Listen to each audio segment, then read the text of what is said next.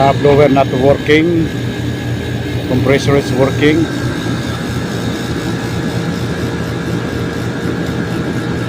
And guys, pinalitan na natin ang kontaktor. May problema yung kontaktor, yun, no? Sunog. Ayan, papalitan yan, kinabit ko na. Nag-yellow lang to.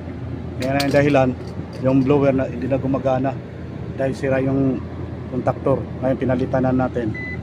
Ayun, pero kapal ang yellow. Anuhin mo muna natin, tutunawin muna na natin bago natin i-start. Okay guys, yan.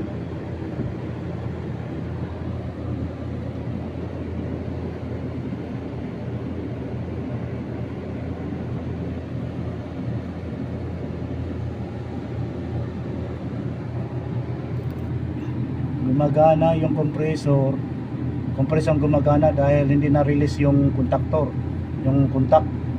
Ngayon nag-yellow, ang blower hindi rin gumana. Ayan, yung kapal ng yellow, oh. Ito ice. Ayan, pinalitan na natin ng kontaktor na bago. Ito yung luma, yung luma. Ayan ang luma. Ayan, ito hindi nabibitiw yung contact. Nagano siya, nag-steady lang siya, hindi nag-release.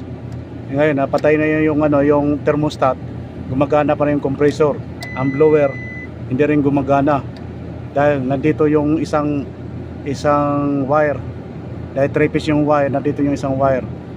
Ayan ang problema. Ngayon pinalilitan natin, pero linisan muna natin to matunaw bago natin i-start. Ayan.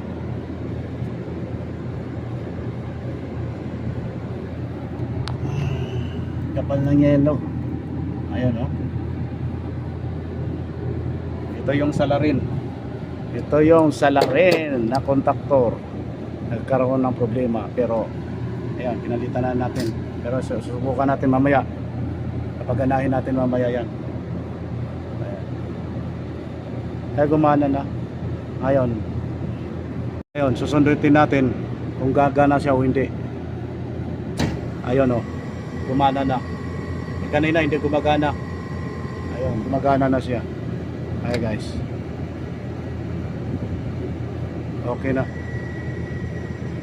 Okay na yan.